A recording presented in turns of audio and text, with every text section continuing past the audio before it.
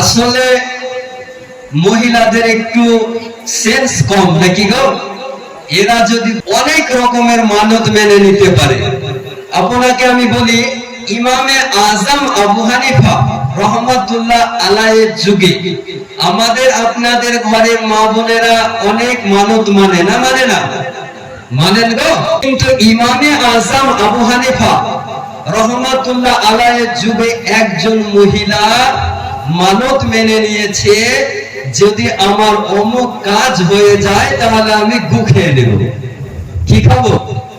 মানে এরা যে একটু হাঁটুর নিচে বুদ্ধি থাকে, তো জোশে হোশ খেয়ে নিয়েছে, বলছে আমার অমুক কাজ যদি হয়ে যায় তাহলে আমি লেট্রিন গু খেয়ে নেব। আর কি খাতে পারবে?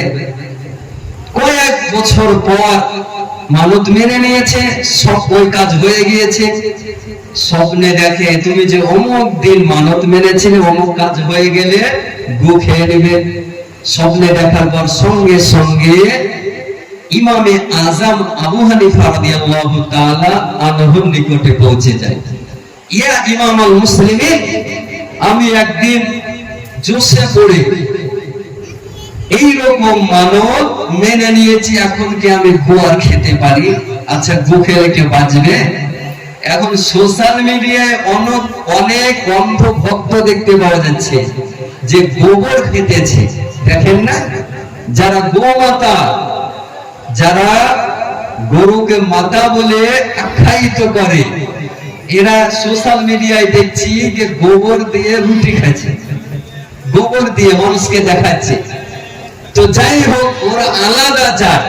আর মুসলিম সমাজের মধ্যে ওই মহিলা ইমামে আজম আবু হানিফার নিকটে পৌঁছে গিয়েছে। তো ইমামে আজম, এই ভাই এদিকে ওদের তাকায়েন না, কয়েক মিনিট আপনাদের গভীর মনোযোগ চাইব। ওই মহিলাকে ইমামুল মুসলিমিন ইমামে আজম আবু হানিফা রাদিয়াল্লাহু তাআলা আনহু ফয়সালা দিতেছেন। একটু মনোযোগ সহকারে শুনবেন। ইমামে আজম বলতেছেন, এই রকম মানত মেনে নিয়েছো, আচ্ছা বলো, তোমাদের বাড়ির পাশে, তোমাদের ঘরের পাশে এই রকম ব্যক্তি আছে যে ব্যক্তি সুদ খায়? যে ব্যক্তি সুদ খায়, ওই সুদখোরের বাড়িতে তুমি গিয়ে এক লিমালা ভাত খেয়ে নিবে, তোমার গু খাওয়া মানত পূর্ণ হয়ে যাবে।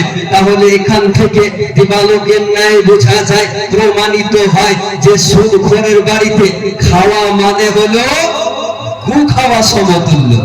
তাহলে সুদখোরের বাড়িতে খাবেন? মনে হয় খাবেন গো, মনে হয়েছে গো, খাবেন যে না? মুসলমান, যদি আপনি প্রকাশ্যে গু না খেতে পারেন তাহলে সুদখোরের বাড়িতে খাওয়া যাবে না। তো আপনাকে আমি বলতেছিলাম, ওই মহিলা